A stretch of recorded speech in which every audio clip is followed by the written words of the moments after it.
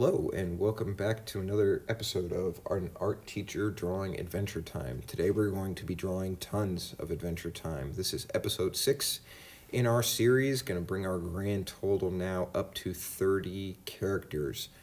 I am still thoroughly enjoying discovering all the different designs in this world. I picked up the Adventure Time art book, been flipping through that. There's some really good stuff in there, both information and just, concept art, pictures, images, kind of development stuff. That's helped me kind of ground how I'm thinking about this series of 5 illustrations, and I think I've got some good ones this time. I'm pretty excited for this video. I think it's better than the last one. It's exciting to see the improvement, however incremental it may be. Obviously, the first thing that we're looking at here is going to be Peppermint Butler. So let's go ahead and jump into that one. Now, I am passingly familiar with the lore of Peppermint Butler here. I know it's like a kind of just like your typical side character, a few speaking lines, nothing major to start off with, but eventually it gets some kind of dark magic, ends up developing in a little bit more dynamic way, starts asserting, almost maybe usurping. In that picture, it looks like it's wearing the bubblegum crown thing. Some power and exerting just influence in a different way. But I was pretty happy with this one in terms of the idea, the pose, and what I'm communicating.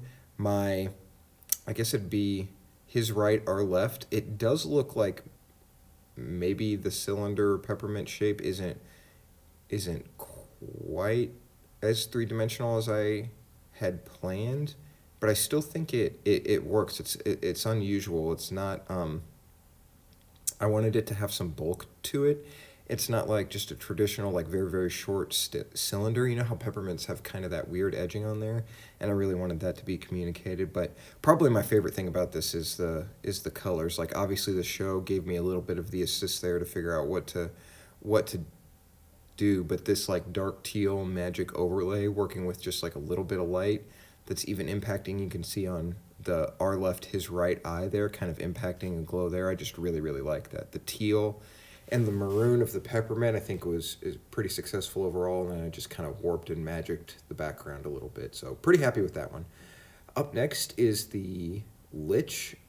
This is one of the very few characters that I had illustrated before as a little example for something in class one time, but that was a long time ago at this point, and so it was fun to come back and revisit it with this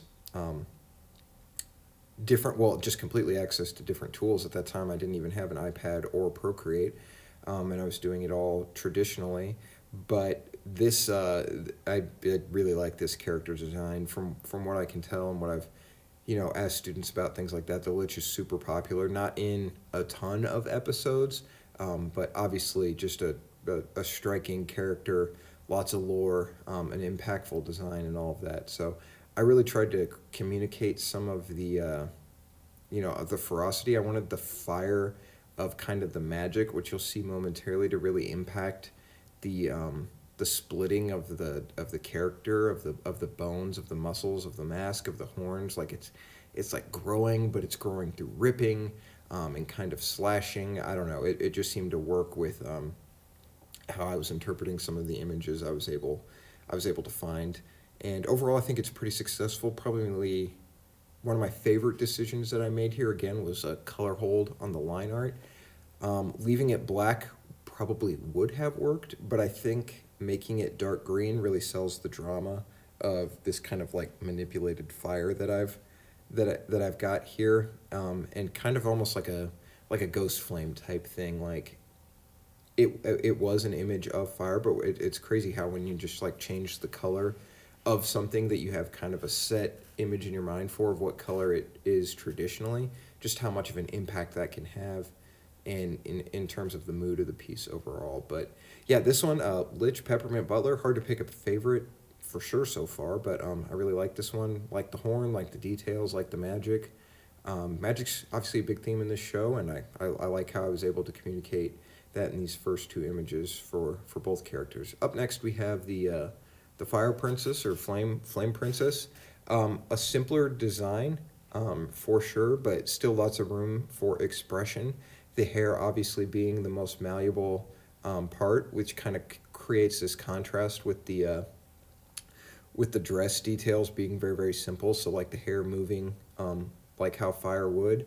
I tried to do something a little bit different and mirror that in the dress underneath. So it was a little bit more balanced and just kind of that different way. You can see I actually changed the pose so it looked like the neck and the face were more turned, just kind of emphasizing that by changing the angle of the body underneath. Again, I went with a color hold on the line work for some of these characters. I think it just works so well. You almost have to. It's been a really, really good series and project to learn about color holds on line art and how that can work. I put Flame Princess in kind of like a cave here, and I didn't make the hair.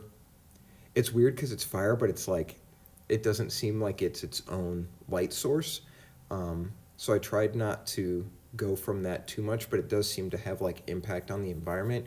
Where the flame characters live seems kind of a, I don't know, traditional volcano dungeon magma-y type situation. So I kind of pictured a cave, and so I found an image to manipulate, and I you can see I made the cave very, very red, and then I went with almost a periwinkle for the outside, just really kind of highlighting the difference between red, orange, and blue violet, and I think that contrast plays really, really well here. So I mentioned this at the beginning of the video, but this is my favorite series of 5 like cohesive straight illustrations that I've done in a while. Normally there's one in each video that I'm not super thrilled with, but all of these I end up being pretty satisfied with.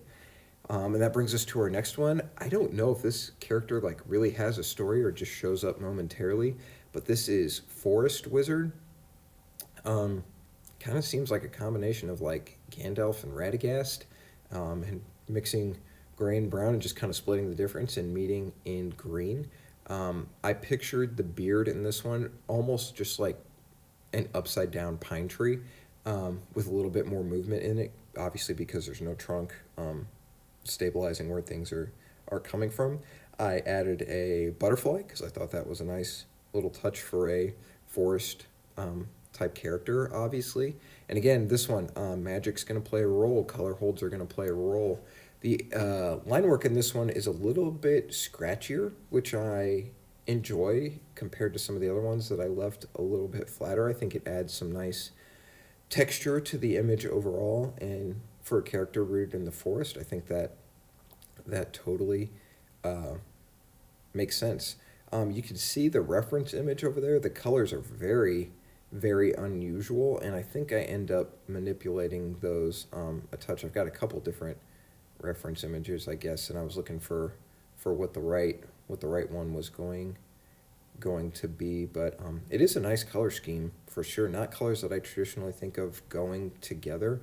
I think I've got to work on definitely some color selections. The show provides such a range, and it's honestly doing a lot of the work for me. If you're drawing these characters, the color design is so strong that even if your image is a little bit lackluster in terms of like shape or line art, tones of the colors really can sell something at the end. But yeah, I mean, obviously it worked in this one for me really, really well. I like the idea of maybe like healing the butterfly here is kind of how I pictured it. I like the separate, black line art versus the color line art being right next to each other, overlapping. I think that's super interesting. And it kind of creates this translucent halo, like magical ghost-like effect, stuff like that. But Procreate makes that pretty easy to apply the color hold exactly how you want it. And again, I was pretty happy with this image. We're as far as I'm concerned, we're 4 in this one. Up next, this is the Choose Goose, which is obviously a very, very silly character. I don't think it shows up a ton in this story, but this one was very, very fun to draw. I pictured it, it's obviously like got kind of like a Renaissance fair type outfit, so I really wanted to emphasize that.